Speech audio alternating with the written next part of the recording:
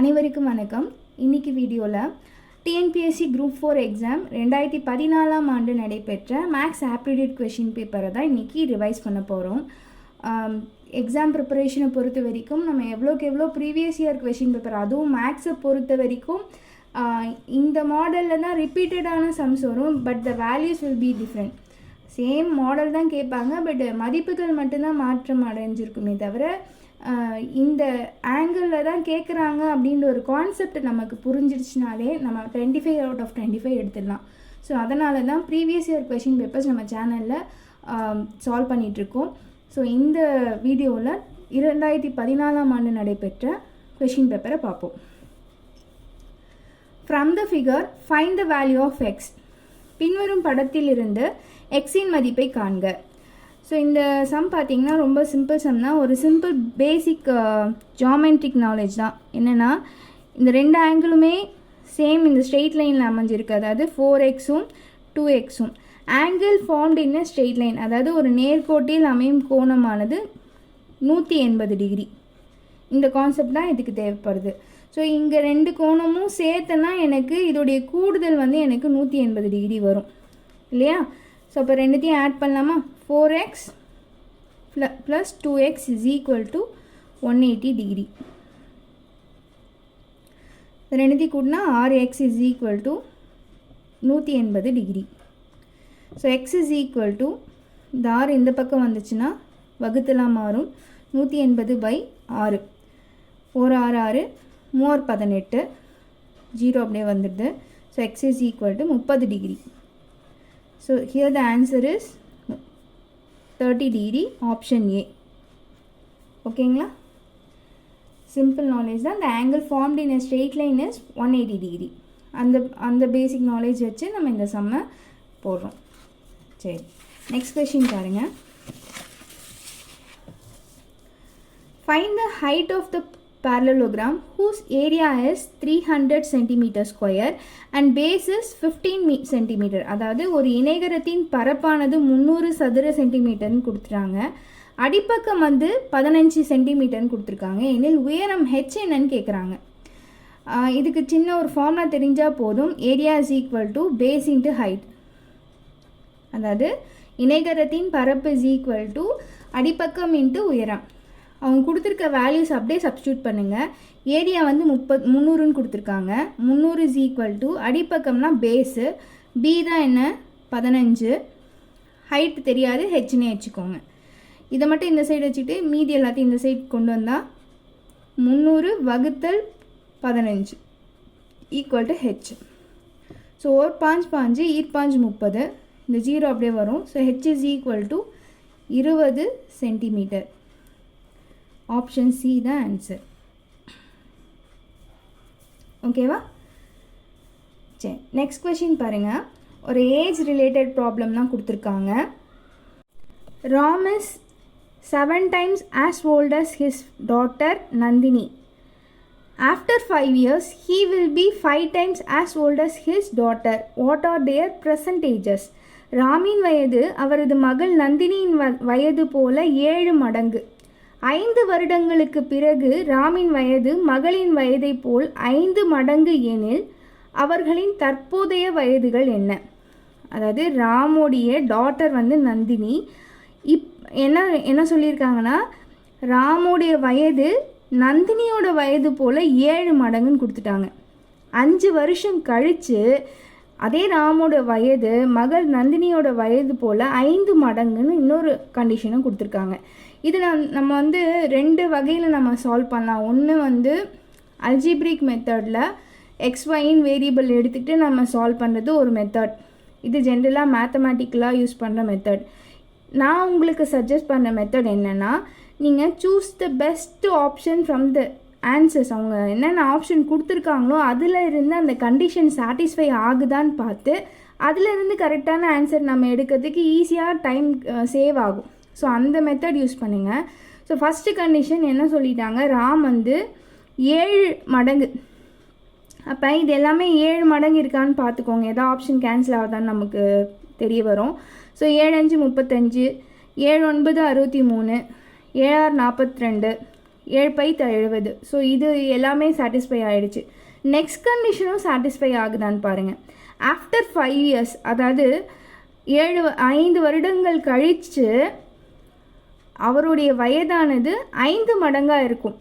So first இந்த option எடுக்கிறேன்னு வச்சுக்கோங்களேன். 5 35 நான் எடுக்கிறேன். இதுக்கு செக் பண்ணேன்னா 5 கூட 5 கூட்டினா 10. ஏன்னா 5 வருஷம் கழிச்சு இல்லைங்களா, அதனால் 5 வருடங்களை நான் ஆட் பண்ணிக்கணும். இது கூட 5 கூட்டினா 40. இது 5 மடங்கா 5 50 வரணும், ஆனால் 40 தான் வந்திருக்கு. அப்போ இந்த ஆப்ஷன் கிடையாது. ஸோ அந்த மாதிரி செக் பண்ணுங்கன்னு சொல்கிறேன். அடுத்தது இது கூட 5 நான் சேர்த்தேன்னா 11. 11 5 55 வரணும், ஆனால் 42 வருது. அப்போ இந்த ஆப்ஷனும் கிடையாது.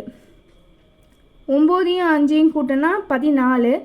14 கூட 14 14 × 5 என்ன வரணும்? 20. 1 5 5 70 வரணும், ஆனால் என்ன வந்திருக்கு? 63 வருது. ஸோ இந்த ஆப்ஷனும் கிடையாது. இது கூட 5 கூட்டுங்க 15. இது கூட 5 கூட்டுனா 75. ஸோ இது 5 75 இல்லைங்களா. ஸோ இந்த ஆப்ஷன் தான் கரெக்டாக வருது. ஸோ இதுதான் ஆன்சர். ஆப்ஷன் டி தான் ஆன்சர். ஓகேவா? ஸோ அந்த ஆப்ஷன்லேருந்து அந்த 2 கண்டிஷனும் சாட்டிஸ்ஃபை ஆகுதான்னு பார்த்துட்டு நீங்கள் ஆன்சரை சூஸ் பண்ணுங்கள். அதுதான் ஈஸி மெத்தட். நெக்ஸ்ட் சம் பாருங்கள். ஸோ நெக்ஸ்ட் சம் பாருங்கள். If a/b is equal to 4/3, என்ன கண்டிஷன் கொடுத்துருக்காங்க? a/b ஈக்குவல் டு 4/3ன்னு கொடுத்துட்டாங்க. Then the value of 6a + 4b by 6a - 5b. அதாவது இவங்க கொடுத்துருக்க கண்டிஷன்லேருந்து நம்ம ஏவோட மதிப்பு கண்டுபிடிக்கலாம். a/b ஈக்குவல் டு 4/3, இது கிவன் கண்டிஷன் இல்லையா. ஸோ இதுலேருந்து ஏவோட மதிப்பு இந்த பையில் இருக்க b ஈக்குவலுக்கு அந்த சைட் கொண்டு போங்க. So a is equal to 4/3b இல்லையா. ஸோ இங்கே இந்த வேல்யூவில் 6a + 4b by 6a - 5b, இதில் ஏக்கு பதிலாக 4/3bயை நீங்கள் சப்ஸ்டியூட் பண்ணுங்கள். ஓகேவா? ஸோ இங்கே ஏ இருக்குது இல்லைங்களா, இந்த ஏக்கு பதிலாக 6 × 4/3b + 4b by 6 × 4/3b - 5b.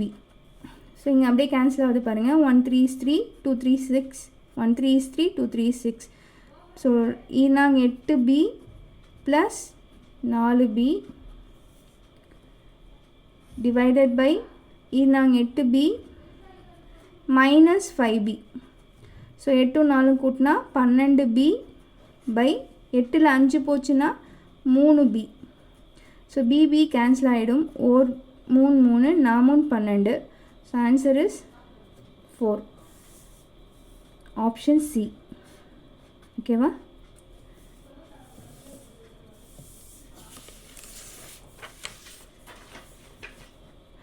Next sum பாருங்கள். Divide ₹700 among ABC so that A gets 2 times more than B and B gets 2 times to C. How much of amount they are getting? அதாவது A Bஐ போல 2 மடங்கும் Bக்கு Cஐ போல 2 மடங்கும் கிடைக்கும்படி ₹700 பிரித்தால் அவர்கள் பெரும் தொகை எவ்வளவுன்னு கேட்டிருக்காங்க. ஸோ அப்போ நமக்கு எல்லாத்தோடைய கூடுதல் 700 வரணும். ஸோ எல்லாமே இங்கே செக் பண்ணால் 700 தான் வருது. நான் எப்பயும் சொல்கிற மாதிரி இது இந்த சம்மை நீங்கள் ஃப்ரம் த ஆப்ஷன்லேருந்து பெஸ்ட் ஆன்சரை நீங்கள் சூஸ் பண்ணுங்கள், அந்த கண்டிஷன் சாட்டிஸ்ஃபை ஆகிற மாதிரி. ஸோ இங்கே பாருங்கள், இது எல்லாத்தையுமே கூட்டினா எனக்கு 700 வந்துடுச்சு. இது ஏன்னு வச்சுக்கோங்க. B C. இதில் ஃபஸ்ட்டு கண்டிஷன் பாருங்கள். ஏக்கு பிஐ போல் 2 மடங்கு, பிஏ போல் 2 மடங்குனா அப்போ ஏ தான் பெருசு இல்லைங்களா. அப்போ இங்கே எது பிஏ விட பெருசாக இருக்கிற ஆப்ஷனை நம்ம சூஸ் பண்ணணும். அடுத்தது பிக்கு சிஐ போல் 2 மடங்கு. பாருங்கள், பியை விட ஏ பெருசாக இருக்கணும். அப்போ இதிலே இந்த கண்டிஷன் சாட்டிஸ்ஃபை ஆகலை, இந்த ஆப்ஷன் போயிடுச்சு. பியை விட ஏ பெருசாக ஆகணும், இதுவும் போயிடுச்சு. இதில் இது ரெண்டும் சேமாக இருக்குது. ஆனால் பிஏ போல் 2 மடங்கு இருக்கணும். ஸோ 2 4 தான் வரணும், ஆனால் 3 வந்துடுச்சு. ஸோ இந்த ஆப்ஷனும் போயிடுச்சு. ஸோ இந்த ஆப்ஷன் பாருங்கள் 2 4, அதாவது 200 2 மடங்கு 400 வந்துடுச்சு. So first condition satisfied.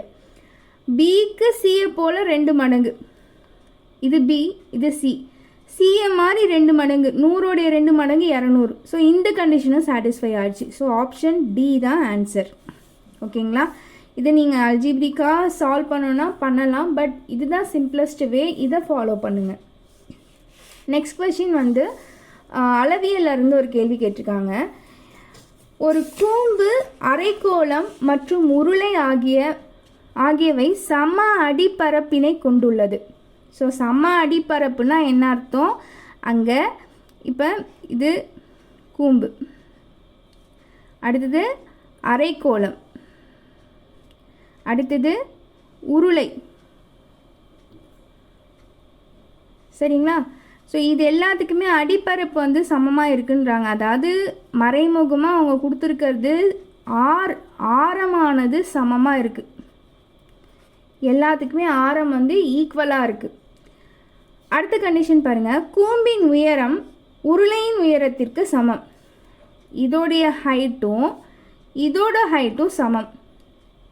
மேலும் இவ்வுயரம் அவற்றின் ஆரத்திற்கு சமமாகவும் இருந்தால், இதோடைய ஹைட்டு அதோடைய ஆரம் ஹெச்சுக்கு வந்து ஆறுக்கு ஈக்குவலாக இருந்துச்சுன்னா இம்மூன்றின் கன அளவுகளுக்கு இடையே உள்ள விகிதம் காண்கன்னு சொல்லியிருக்காங்க. அதாவது ரேஷியோ கண்டுபிடிக்க சொல்கிறாங்க. முதல்ல இதுக்கு நமக்கு இந்த மூணுத்தோடைய கன அளவு ஃபார்முலா தெரியணும். சிம்பிள் தான். கூம்பின் கன அளவு 1/3 πr²h. ரைட்டா? விகிதம்னும் போது நம்ம ஈஸ்டு ரேஷியோ வச்சுக்கலாம். அடுத்தது அரைக்கோளத்தின் கன அளவு 2/3 πr³. நெக்ஸ்ட்டு உருளையின் கன அளவு πr²h. பாருங்கள், இதில் எல்லாத்துலேயுமே பை சேமாக இருக்குது, கேன்சல் பண்ணிடுங்க. அடுத்தது இதில் எல்லாத்துக்குமே ஆர் சேம் சொல்லிட்டாங்க இல்லையா? எல்லா உருவத்துக்கும் ஆர் ஆனது சமமாக இருக்குது, அடிப்பக்கம் சமமாக இருக்குன்னும் போது ஆட்டோமேட்டிக்காக ஆரமும் நமக்கு சமமாக இருக்கும். ஸோ அப்போ இந்த ஆர் ஸ்கொயரிங் கேன்சல் பண்ணிக்கலாம். இங்கே ஒரு ஆர் ஸ்கொயர், இங்கே ஒரு ஆர் ஸ்கொயர், இங்கே 3 ஆர் இருக்குது. ஸோ அதில் 2 ஆர் போயிடுச்சுன்னா 1 ஆர் மட்டும் இருக்கும். இன்னொன்று என்ன சொல்கிறாங்க, இங்கே இந்த ஹெச்சும் இந்த ஹெச்சும் ஈக்குவல். அந்த ஹெச்சும் எதுக்கு ஈக்குவல்? ஆருக்கு ஈக்குவல். அப்போ இந்த ஹெச்சு இந்த ஹெச்சு இந்த ஆரையும் நம்ம கேன்சல் பண்ணிக்கலாம். ஏன்னா ஆர் ஈக்குவல் டு ஹெச் இல்லையா? அதனால் அது அந்த ஆரும் கேன்சல் ஆகிடுது.